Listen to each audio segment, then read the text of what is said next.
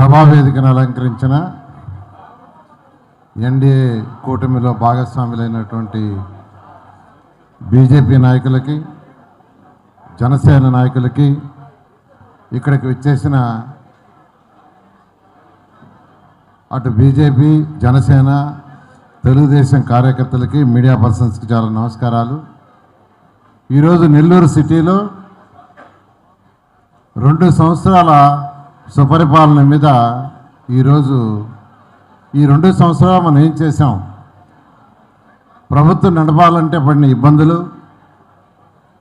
ప్రజల సంక్షేమానికి ఏమేం చేసాం, ఎలక్షన్స్కి ముందు ఎన్డీఏ కూటమి 3 పార్టీలు కలిసి ఇచ్చిన మేనిఫెస్టోల విషయాలు ఏమేం చేయగలిగాం, దాంట్లో పడిన ఇబ్బందులు ఏంది, వీటన్నిటి మీద ప్రజలకు వివరించాలనే ఉద్దేశంతో రాష్ట్రం మొత్తం మీద ఒక మీటింగ్ మన తిరుపతిలో పెట్టారు. 3 నాయకులు, గౌరవ ముఖ్యమంత్రి నారా చంద్రబాబు నాయుడు గారు, అదేవిధంగా working president, Telugu Desam working president యువ నాయకుడు లోకేష్ గారు, అదేవిధంగా జనసేన నుంచి డిప్యూటీ సీఎం పవన్ కళ్యాణ్ గారు, అదేవిధంగా బీజేపీ పార్టీ నుంచి రాష్ట్ర అధ్యక్షులు మాధవ్ గారు కలిసి తిరుపతిలో పెట్టడం జరిగింది. తర్వాత రాష్ట్రంలోని అన్ని జిల్లాలలో మరియు కాన్స్టిట్యున్సీ వైజ్ కూడా ఈ యొక్క మీటింగ్ని మళ్ళా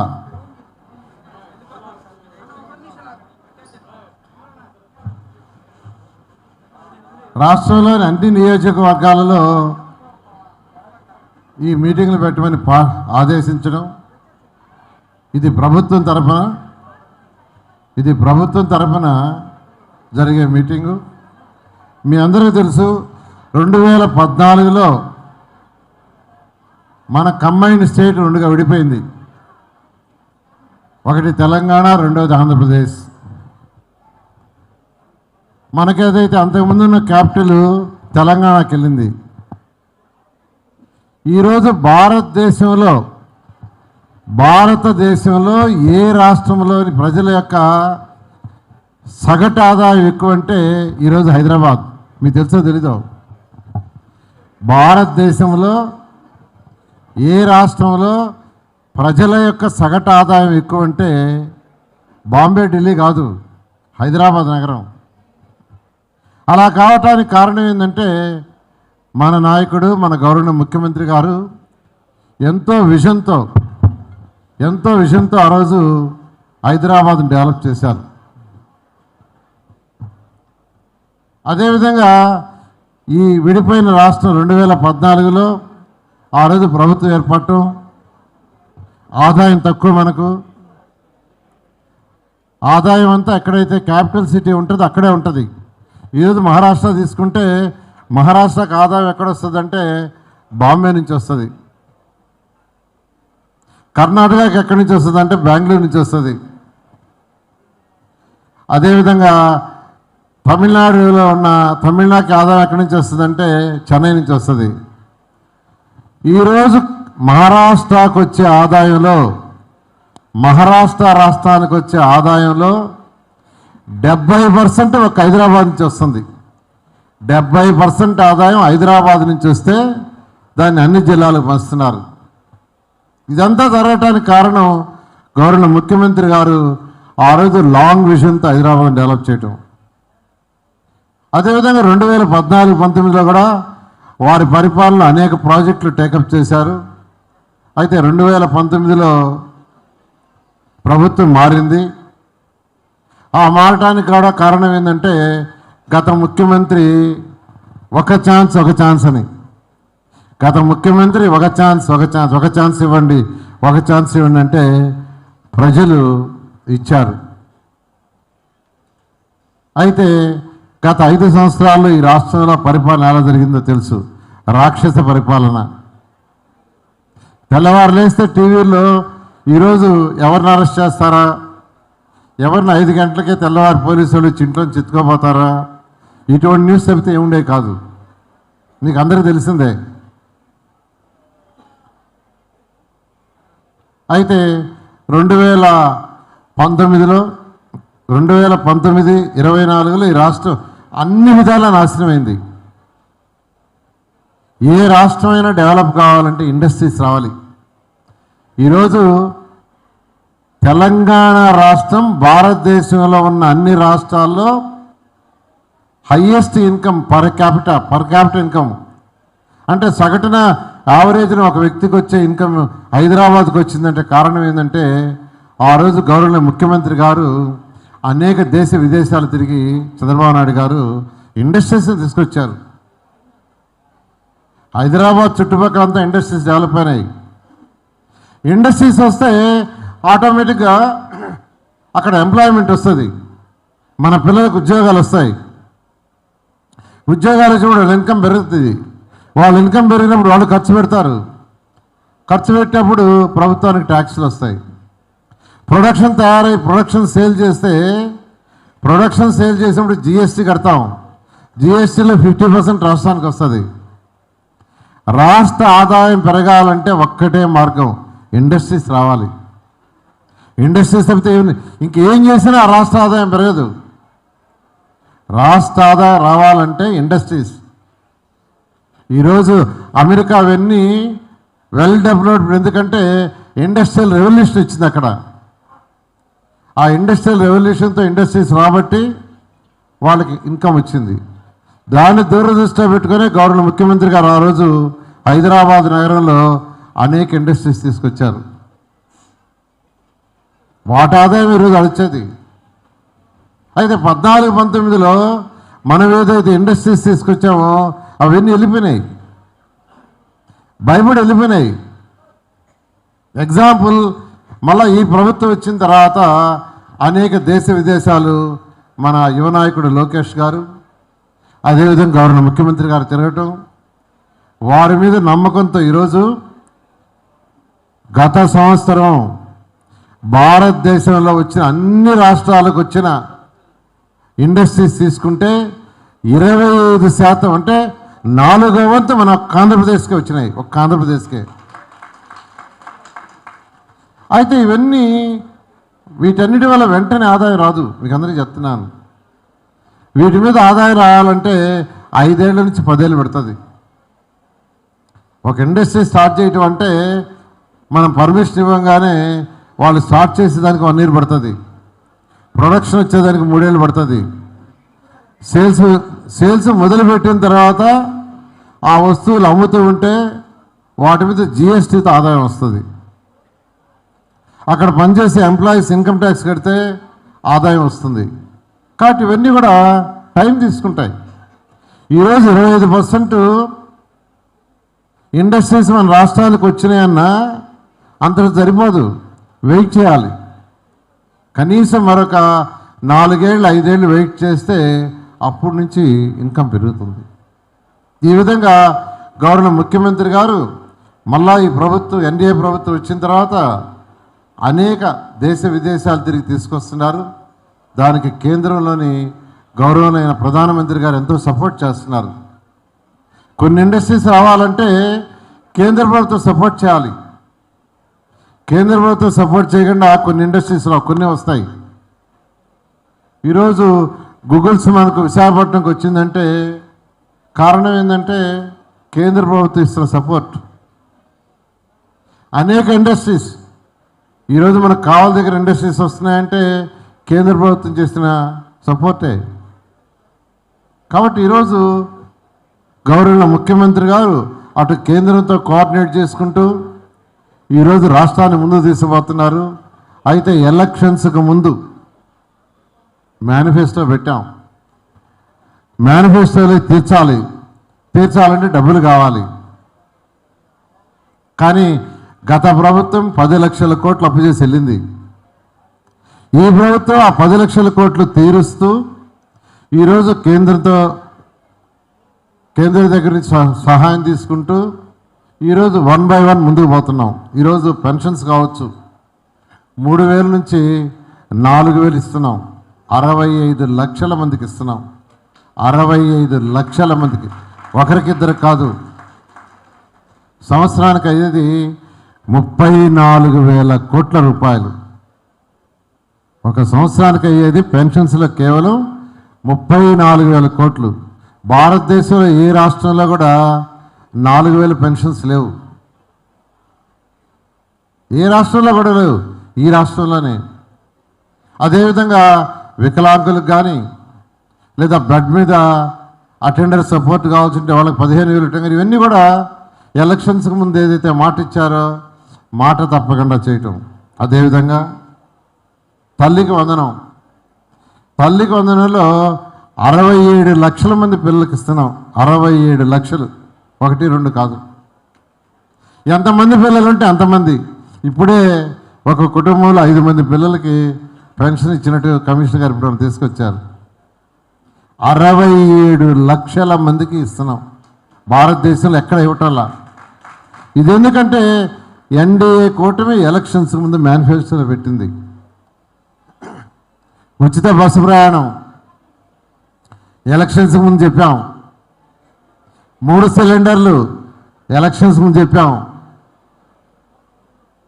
అదేవిధంగా రైతు సోదరులకి 20,000 రూపాయలు కేంద్ర ప్రభుత్వం 6,000 ఇస్తుంది, 14,000 రాష్ట్ర ప్రభుత్వం ఇస్తుంది, 20,000 రూపాయలు.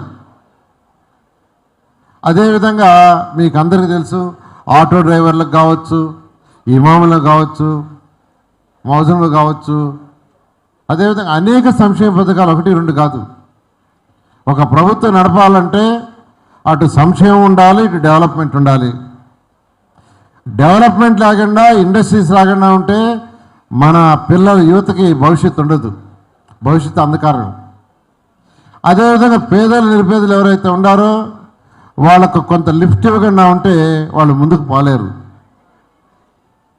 అందువల్ల ఈ ప్రభుత్వం సంక్షేమం అభివృద్ధి రెండింటి 2 కళ్ళుగా భావించి ఈరోజు ఈ రాష్ట్రంలో గౌరవ ముఖ్యమంత్రి గారు డబ్బులు లేకపోయినా, ఖజానా ఖాళీ అయినా ఈరోజు అటు కేంద్ర ప్రభుత్వంతో సపోర్ట్ చేసుకుంటూ ముందుకు పోతున్నారు.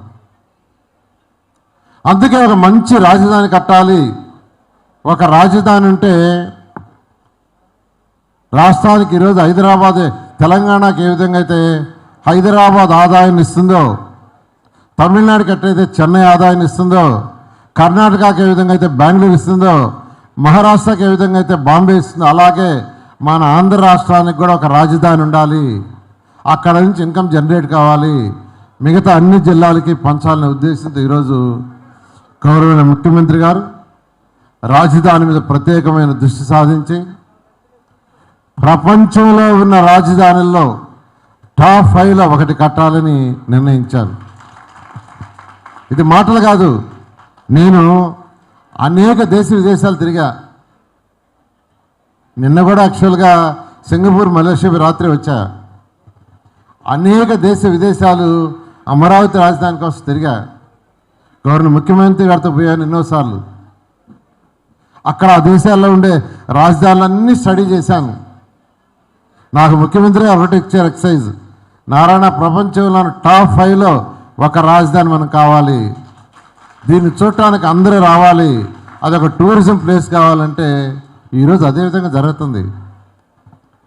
ఎవరు ఊహించినంత విధంగా ఈరోజు అమరావతి రాజధానిలో అడ్మినిస్ట్రేటివ్ 5 టవర్లు, ఒక్కొక్కటి 48 అంతస్తులు, 50 అంతస్తులు, డయాగ్రిడ్ టెక్నాలజీ.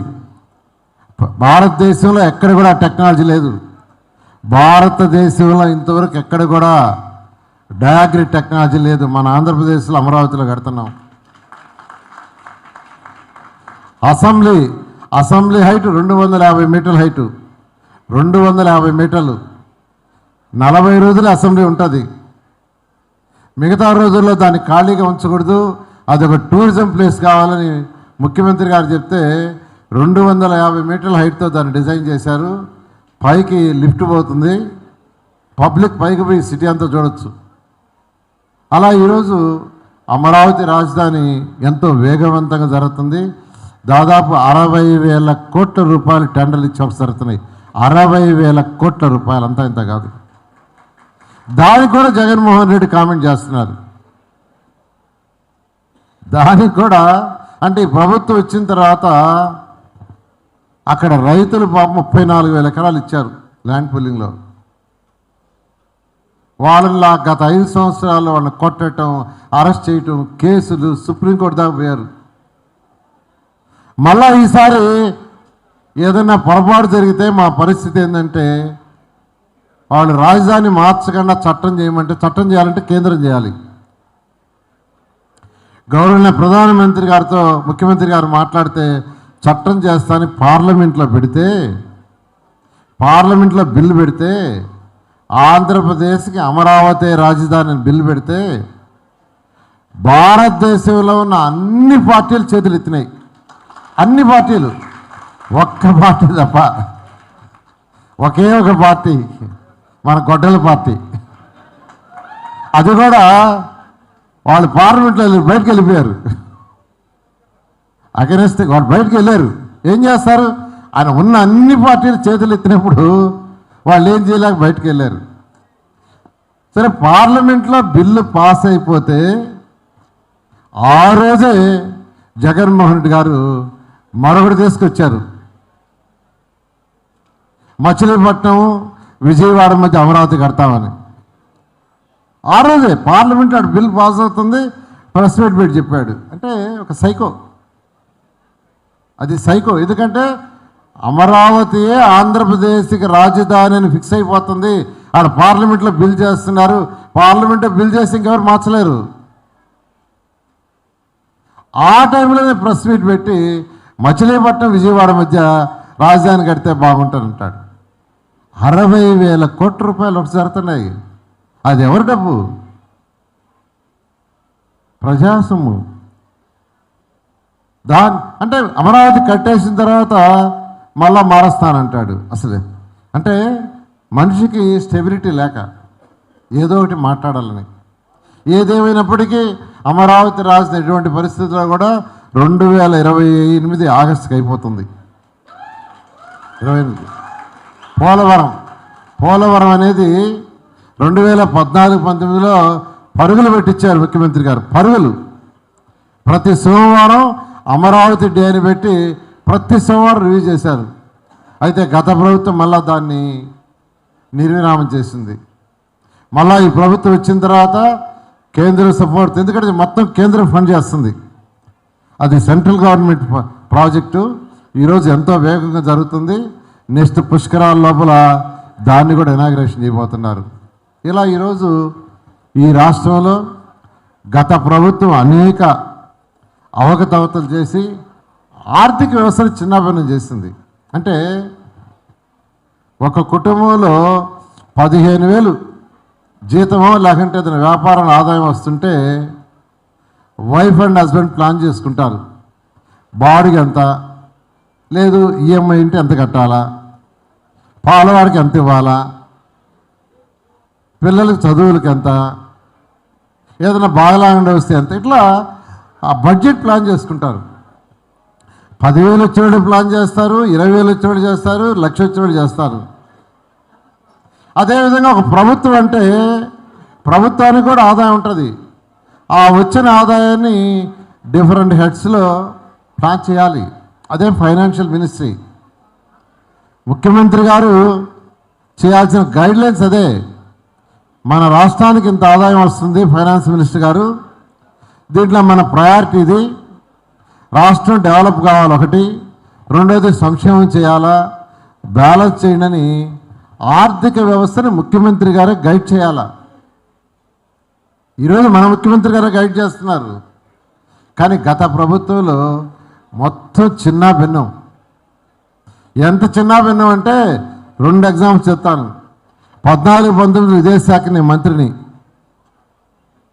ఆ రోజు కేంద్ర మంత్రిగా ఉన్న వెంకయ్యనాయుడు గారు మున్సిపల్ అడ్మినిస్ట్రేషన్ ఉన్నారు. ఇలా యూజీడీ డ్రింకింగ్ వాటర్కి నెల్లూరుకి 1,100 కోట్లు కావాలంటే హడ్కో లోను ఇప్పించారు 1,100 కోట్లు. అయితే నెల్లూరు మున్సిపల్ కార్పొరేషన్ కట్టేటట్టుకి ఇచ్చారు గ్యారంటీతో. ఆ తర్వాత మున్సిపల్ కార్పొరేషన్ కట్టలేదు. నేను ముఖ్యమంత్రి గారికి చెప్పాను, సార్ మున్సిపల్ కార్పొరేషన్ 1,100 ఎక్కడ కడతారు సార్, సంవత్సరానికి 100 కోట్ల ఆదాయం రావట్లేదు, 95 కోట్లు ఖర్చు అంటే వెంటనే వాళ్ళు స్టేట్ గవర్నమెంట్ కట్టేటట్టుగా దాన్ని అసెంబ్లీలో బిల్ పాస్ చేయించాం, అసెంబ్లీలో దాన్ని యాక్సెప్ట్ చేయించాం. 1100 కోట్ల 960 కోట్లు ఖర్చు పెట్టాం.